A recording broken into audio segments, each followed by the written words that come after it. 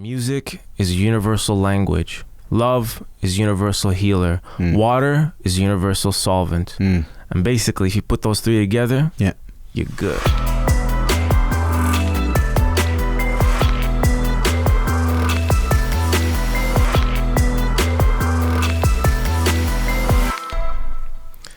What up? It's your boy Vinny Vidal. Welcome to the RPR show. I'm here with the one and only special Giovanni. What up, fam? Thanks for having me again. This is a dope place, dope vibe room. So how you been, man? What's going on? I've been good, bro. You know, every day is a blessing. Every day is a new day. And I'm really thankful because, you know, I try to always be better than yesterday. So I wake up pretty determined, you know what I mean? Yeah, so you've been keeping yourself busy. Things are okay with the fam, with work? Yeah, man. Trying Studio. Trying to, you know, exactly. Trying to do all that stuff. And then also making time for what's most important. Like my mind, what's going in my ears, my vibe, you know, and what I see, what I hear, everything, you know what I mean? It's facts. So, because that's just important, bro. Yeah, man. So what you been cooking up in the studio these days? You working on a lot of music these days? And yeah, man, I'm trying to work on like really good frequency music. Yeah, what like, do you... especially to be specific with it, like 528 hertz, which I've been studying, that is like super healthy for your mind and body, and also repairs the DNA. Is what I've been looking into, man. Yeah, so, I've been on that 528 tip for a little while. It's just a little secret with people in the music industry, as well as you know, and whether it's the spiritual aspect of our DNA and our makeup, and we know that all things can be represented in a mathematical frequency. For sure, bro. And there's like good and evil tones. Yeah, and there's like, you know, good vibes, bad vibes is a pretty basic way of interpreting it. But in a nutshell, you know, everything can be reduced to a mathematical frequency. And even the things that we see, the things that we hear, smell, they're all recorded in a measurable, quantifiable frequency. And sometimes the way that those frequencies affect us have a detrimental effect or a healing effect, or you know, they impact you one way or the other. 100%. Yeah, and so a lot of times things that we listen to and the things that we put in front of our faces and smell and hear and all of our senses. Actually, I got this quote, man, by Dr. Leonard Horowitz. Which, by the way, is an international known authority in overlapping fields of public health, behavioral science, emerging diseases, and natural healing. He's a best-selling author and much, much more, man. This guy's a genius. And he says right here, music is a universal language. Love is universal healer. Water is universal solvent. And basically, if you put those three together, you're good. Yeah, no, for sure. And I think that those are all key components to the fabric of life and what makes up humans, right, and our DNA. And, you know, a great example of this is with plants, right, the vegetation, and how the plants are apparently the most social organism on the planet, and they all communicate obviously in a different frequency than what you and I, you know what I mean? They're all vibrating at 528 hertz. They're all vibrating, and they're all connecting one way or the other, whether we acknowledge it or not in our decoding of those frequencies, because we decode them within our five senses, whether we see, hear, taste, touch, or smell it. And that's kind of how our bodies were designed to interpret certain frequencies. Like, so for example, how dogs can smell obviously way different frequencies than what we can. The spectrum is much higher for a dog, but then when it comes to visual, they can only see certain colors, and obviously dog whistles, things like what they can hear, we can't. So it's obviously not this is a matter of fact in that things are measured and expressed, signals are sent and received through frequencies. So there's a lot of numerology with that 528 hertz, bro. Yeah, and it's crazy. Numbers are important. They are, man. Yeah, they are. I wanted to cite some research done. There's a lot of alignment. There's a lot of mathematical reason behind it. Yeah, and there's no coincidences when it comes to things like math and patterns. I'm actually taking that word out of my vocabulary, to be honest, man. Coincidence? Yeah, man. Yeah, it's not a coincidence. You know, I wanted to cite this research. How is it a coincidence that you'd be thinking about somebody and then all of a sudden you see them? Pops in your head? You know what I mean? They call you? Yeah. We're definitely one, I think. All humans are one. And, you know, it's, we all can vibrate on the same frequency, you know? And I really do believe that we all came from the one source. Yeah, for sure. And there is that divine frequency, and it's kind of like tapping into that. And most times people in the spiritual aspect will say that you have to attune yourself to a certain frequency in order to receive that transmission. And I wanted to mention one of the concepts of Napoleon Hill in the Mastermind with the ether, and how like all frequencies travel through the ether and they don't really stop resonating. So whatever's put out there kind of stays, and you can either pick up on that transmission, right? Just like tap into that. Just like birds of the air. It's your choice to like choose which bird you want let nest in your head. Know what I'm saying? Yeah, for sure. And so a lot of times when we hear music in the top 40s or on the radio, you know, those are like those frequencies, those wavelengths traveling through the ether, and you either attune yourself to that and receive that transmission. And that's basically what most Western music is.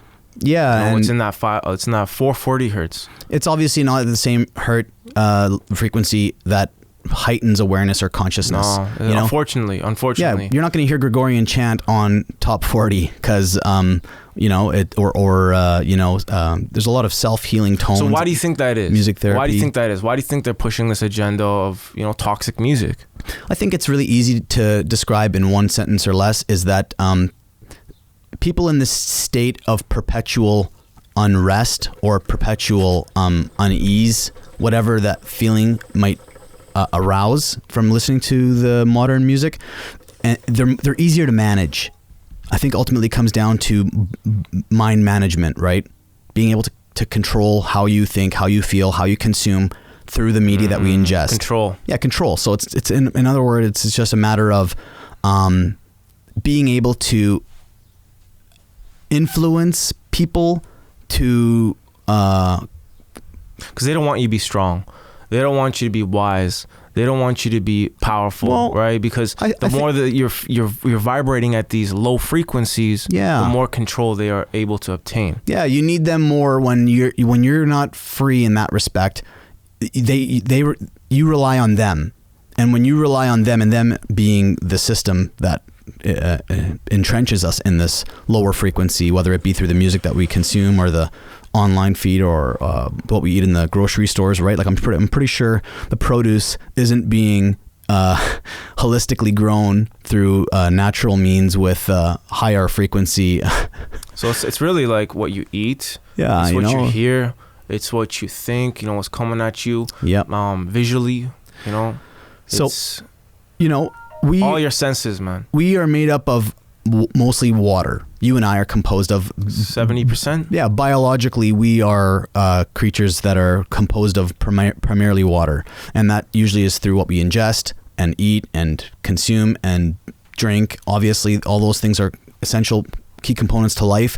And so since we are ourselves... And a quick point to that, I'm only smoking hookah once in a while. Yeah. Not every day, it's man. It's an occasion, right? It's an occasion.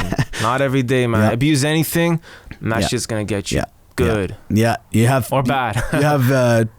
5 cheeseburgers a day, it's going to affect you no matter what, right? Man, some girl died from like drinking too much water on a contest. And you can, for sure. But so speaking of water, there's this one researcher, is Japanese Dr. Emoto. I got a couple books of his and I've been following his work for a long time. Emoto, that sounds familiar. Yeah, Dr. Emoto is a researcher. I'm pretty sure he's considered holistic doctor in Japan. But anyway, he's got an experiment where he conducted by freezing crystals of water and sending a frequency into the room at a continuation rate that included a controlled environment, right? So he would shoot words like love or beauty or passion, like you can see on the screen there. Good job, well done. The crystals that form come out symmetrical. They come and that's the thing, man. It's like, I'm not just speaking out of my ass here, like this stuff is like scientifically proven, man. Yeah, and even if it doesn't come down, like if the science is debatable, obviously people have contested this stuff, but at the same time, it makes sense in that it's just very pragmatic to hear words of affirmation. Like let's say a child hearing from their parents that they are loved. Like whether it's listening to classical music in the womb or huge impact, man. Huge impact. It does make a big impact on people's lives and how they're formed and how they feel, right? Even now, we could be listening to death metal, or we could be listening to, you know, Bach, and how it's going to change the mood of the. And dude, what is that like? Stirring up the emotions, you know, of that like, let's say, like if you're listening to, you know, crazy heavy metal. Yeah. How does that make you feel? You're not gonna feel relaxed. You're not gonna feel relaxed. You're gonna feel agitated. And one of the things with the history behind this is, since the evolution of Western media, Western music, probably right from the German composer Richard Wagner. Wagner is the composer. He was Russian guy. Yeah, no, he's German. And he was a big influence and influenced philosophers such as Nietzsche, who were very nihilistic and self-centered. You know, it was not a good development in the Western philosophical mind and the aspect. But basically, in a nutshell, the music evolved into a point where it was in the state of perpetual revolution inside internally, because they realized that the revolutions that they were trying to instigate politically couldn't be done, so they had to find a different angle, and the angle that they worked with to create the postmodern, post-liberal person today has been done culturally. It's been a cultural revolution. And the vehicle for that cultural revolution was music. It was music. And that's why you listen to what you hear today on the radio. Universal language, man.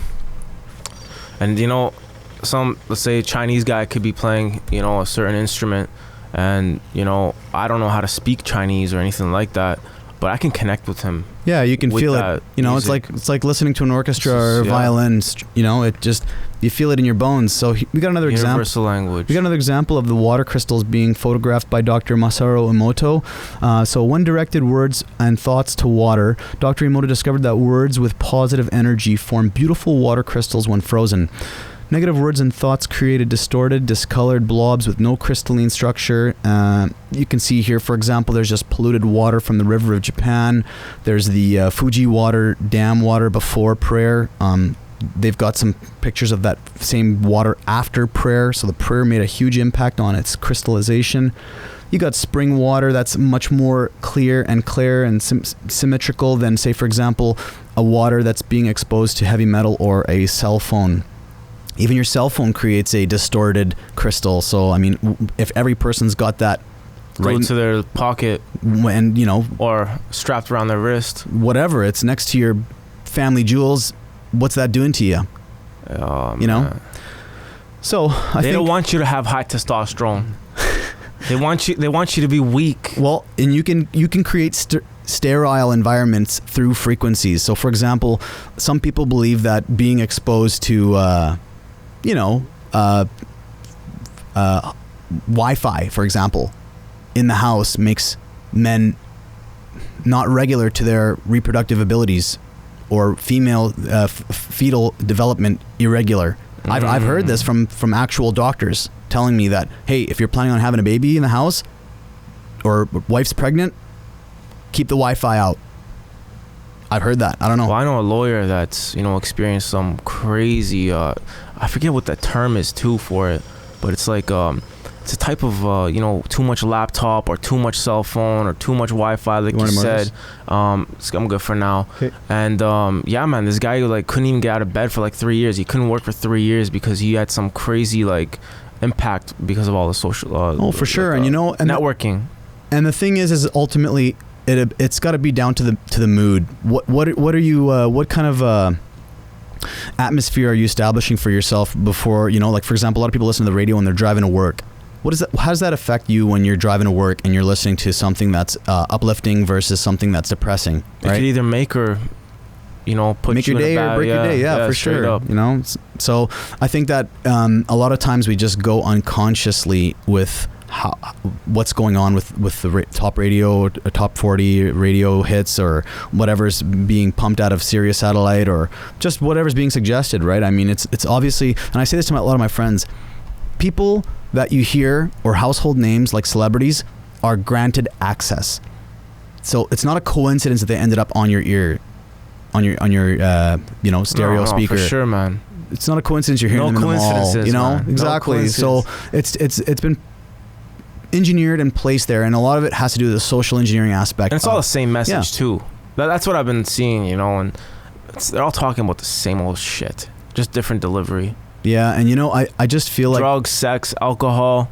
The message for sure, but I mean, a lot of times too, it's just people like it. Why do you like this song? Well, I like it because of the beat, right? So it's like, hey, who created that beat, and what steps were involved in making that, so that way you don't even care what they're saying, you just like what it sounds like, right? Nah, man, you know, there's definitely, you know, it's all with intent. You know, like you make beats, right? So I mean, when you're making your beats, I don't just. What kind of intent do you put behind it? Yeah, man, it comes from an emotion. It comes from somewhere. Yeah, you know, I got to get in my vibe first. That's true. You know, and then it just translates. So. And a lot of times this is an art form, and in the arts, you're trying to express a message, right?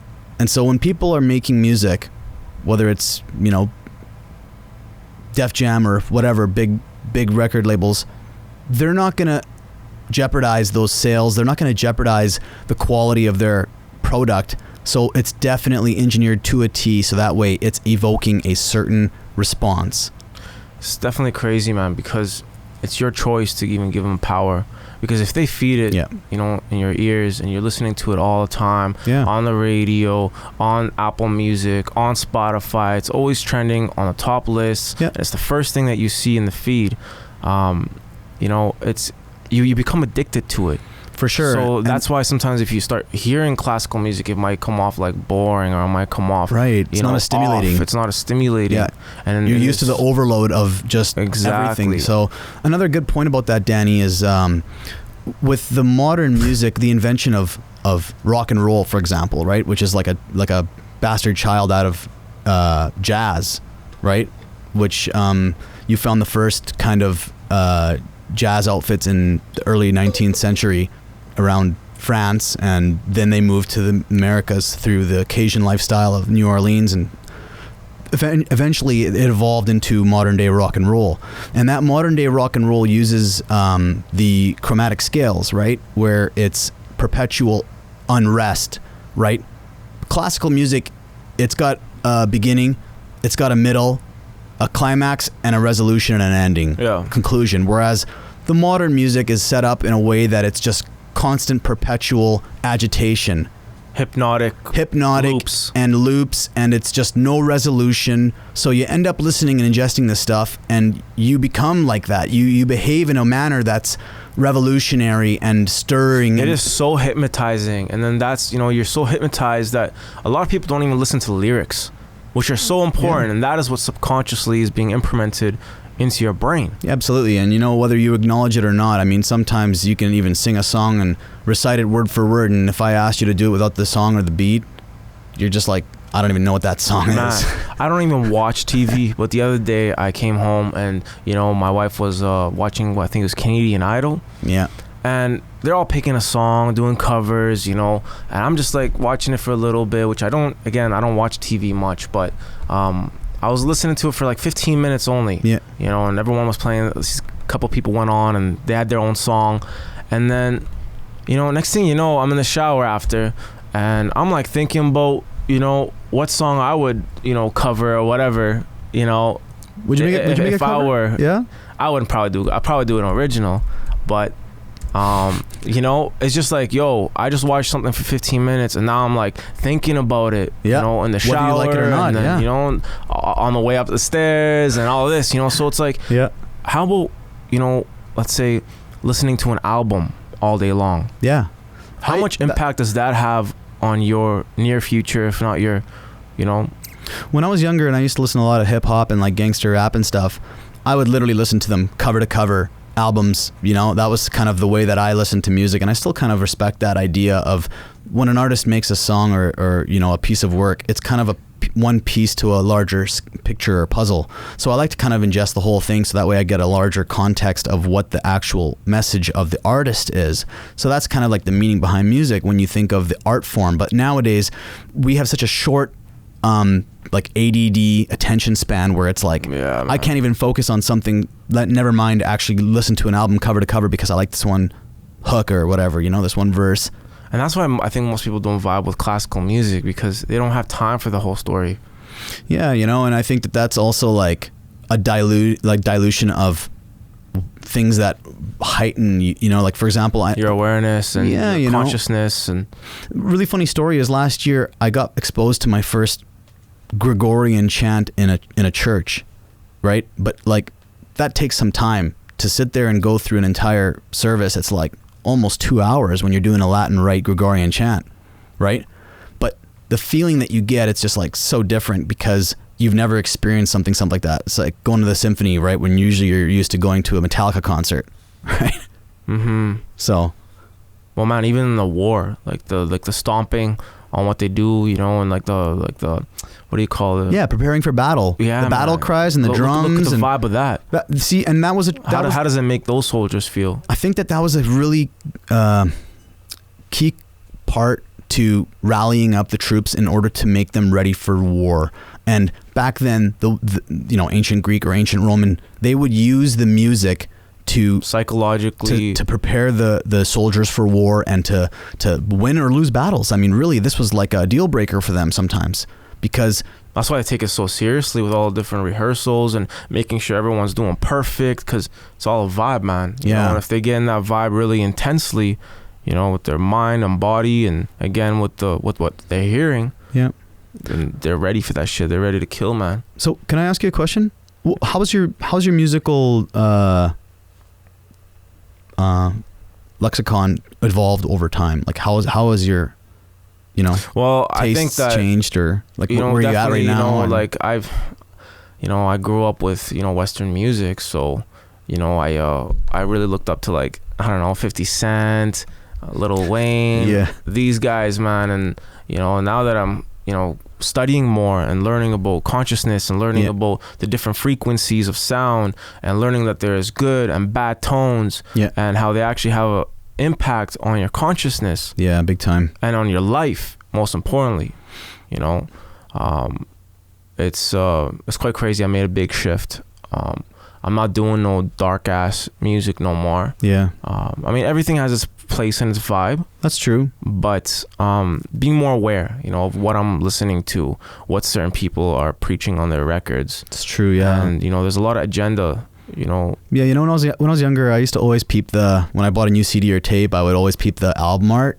That was a really big part of my unboxing, you know, and kind of getting into the headspace of the artist when they make their music. And you kind of, that's been eliminated nowadays with the whole advent of online. You know, you don't really look at the album art too much. Never mind open it up and physically hold it and read the actual contents and lyrics and this and that.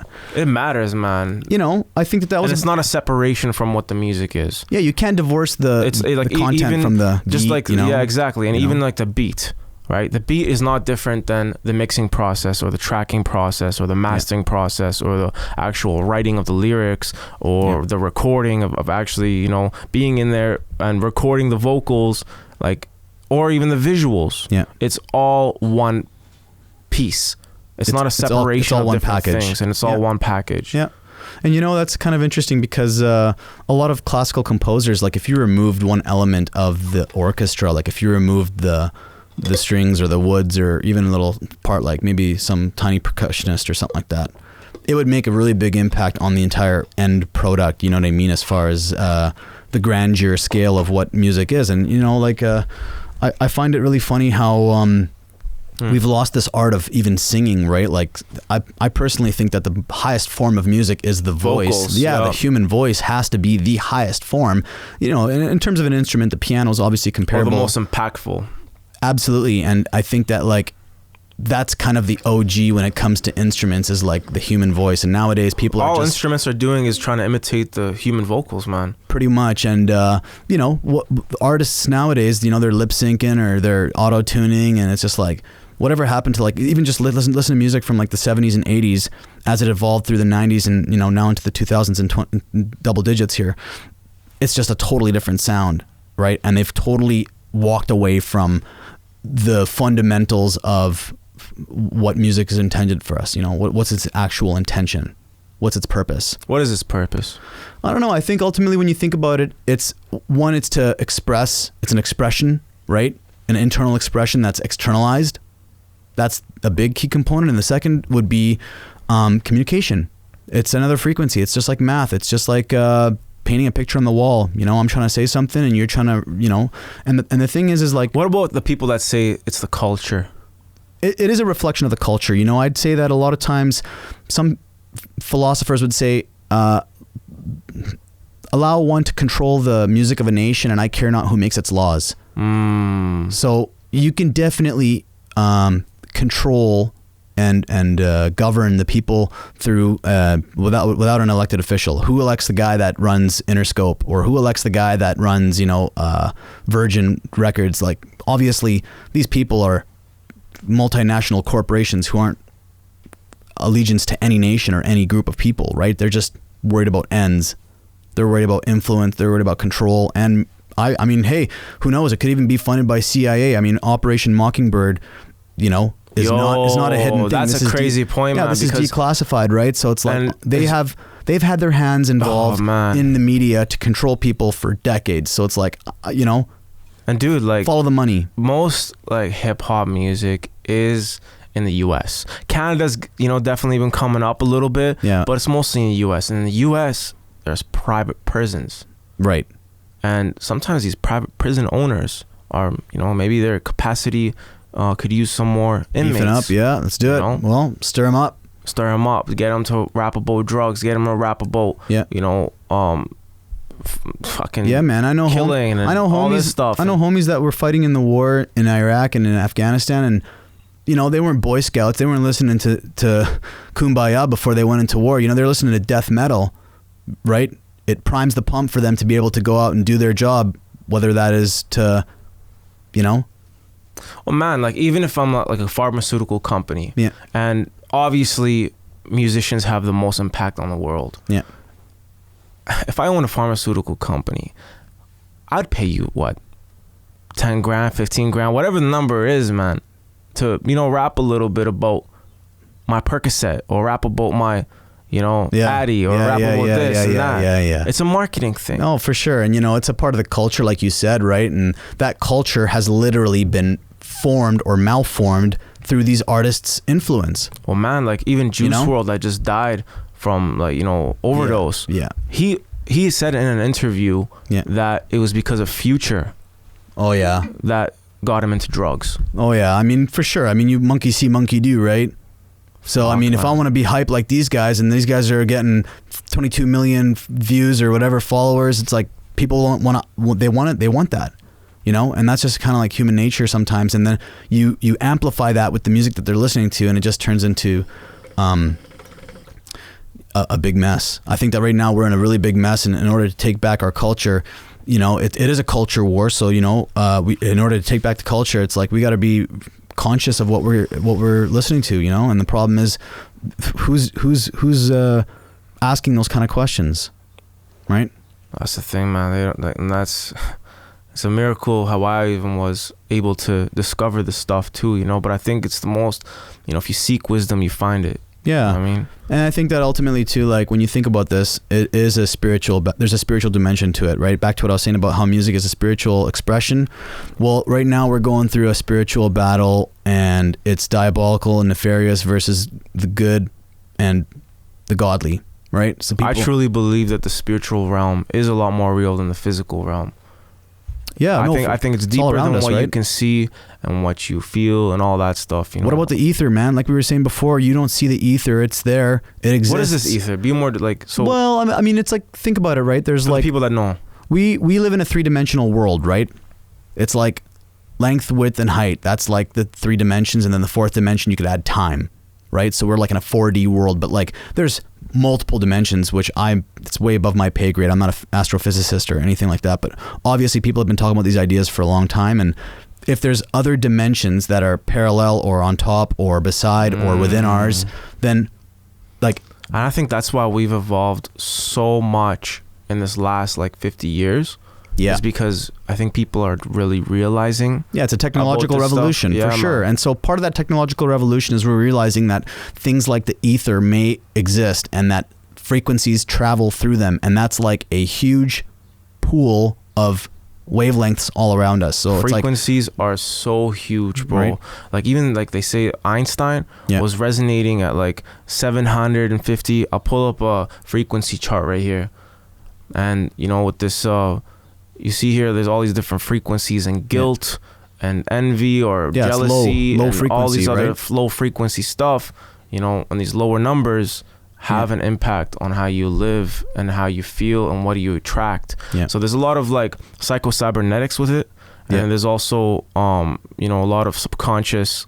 For sure, the subconscious mind is probably one of the strongest parts of our mental consciousness. Now, and to not get too deep with the conscious and subconscious, you guys can do your own research on that. But you know, it's definitely, you know, something to be aware of. And if you're resonating at these certain frequencies, like let's say Einstein was resonating at the frequency of reason, right? So that's why he was able to do what he does. So like right now, you see these riots going on in the States. You know, ish just hitting the fan pretty hard. It's like, what are those people listening to, right? What do you think's going on in their head? What's in their earbud? Oh, bro, like, think about it. In order to do that kind of heinous, violent crime, whether it's the police or whether it's the looters and rioters, it's like, what are they pumping that's really like getting them over that edge to be able to go through with that, right? And what about the subs and the cars? What's that doing in your heads? It's shaking your brain, man. I mean, I used to have like 2, 3, 10-inch subs, and it's just full blast with like 1,000-watt amp. It's like, that's all energy just like directed right at you. Fuck. And it's making the car like rumble, and you can hear the screws in the car. You gotta know what the hell's going on in your head. Yeah, I used to be one of those guys that regretfully, but needless to say, now when I'm driving, it's usually like podcasts or some kind of calm ambient sound. It's not, that's what I'm listening to now. It's like DI. I'm listening to like chill hop or whatever, you know? Something that's just not. I feel like I'm most sensitive to it in the mornings. Like if I'm up, I usually wake up at 5 a.m. And man, if I try to like, I'm so sensitive to music. Like I always try to play like Yanni. Oh yeah. Or like on that Yanni tip. On that Yanni tip, Yanni, man. Big time, man. And you know, like it just makes you feel so good, bro. Like I love that orchestra music. I love like, you know, real like, just music, man. Yeah, something that's I don't know, loop syndrome shit. Yeah. You know, even when you look at like synthesizers and like you know, beat machines and stuff like that, they're just trying to like emulate the sound of real instruments anyways, right? So it's and they're getting good with it, but you know, for sure, it's just like it's just a message for me, man. You know, what people are saying in the lyrics, and you know how it makes you feel, and you know what makes you think. It's all kind of like, I feel like that, and the whole pornography industry, and all connected for sure. Hollywood and all connected. All this bullshit. It's all just actually one.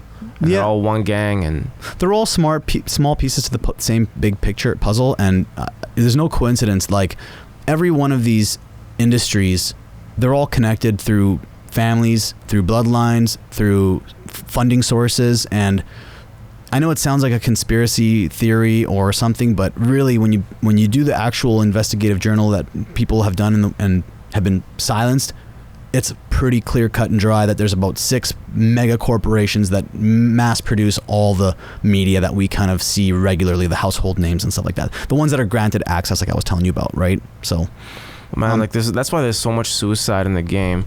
And you know, you look at even Numb from Linkin Park. Oh yeah, what's his name?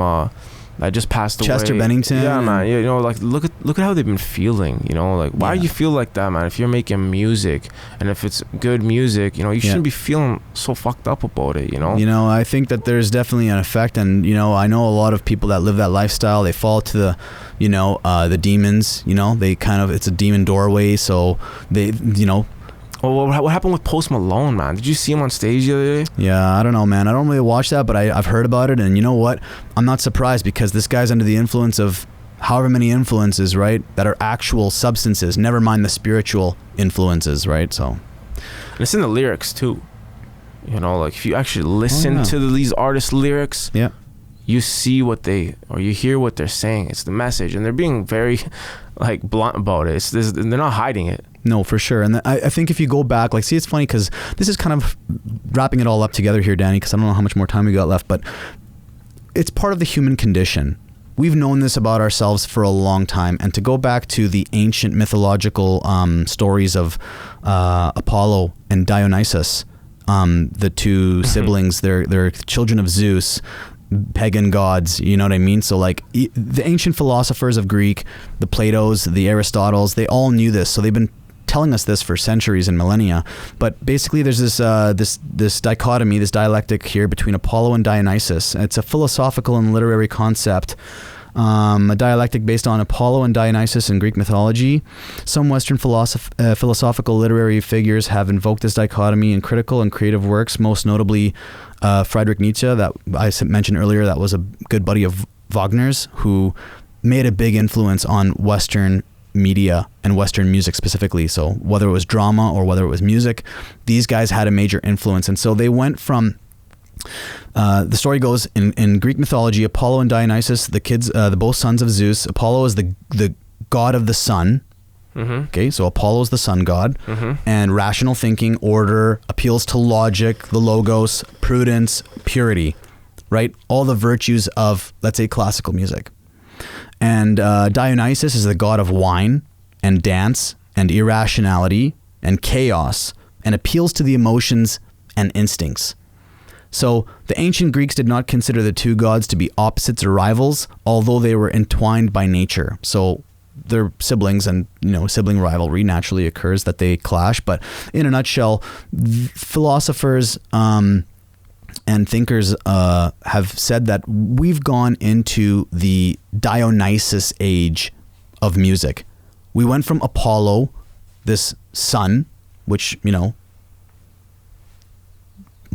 1/3 of the Trinity, the sun kind of is allegorical and reflects with the way that the music has influenced people before, during that Apollo or Apollonian era of music. And then now that we're in this age of Dionysus, we find that we are in this, we almost follow that pattern of the ancient Greek mind frame of that god, that we are stirred with emotion, instinct, dancing.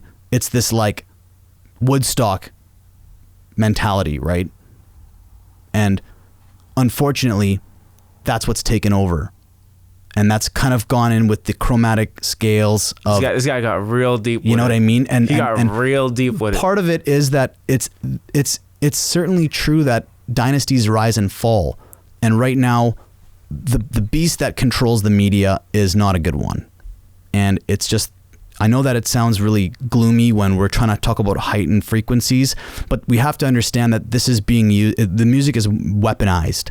And that weaponization is something that we've been relentlessly being blasted by all of our lives, whether we acknowledge it or not. And conversations like this have to be part of that heightening experience of the awareness. We have to be aware of it. Exclusively on the RPR show. We're definitely going to have Giovanni here. Yeah, thanks for having me over. It was good chat. Be wise. Be careful what you listen to.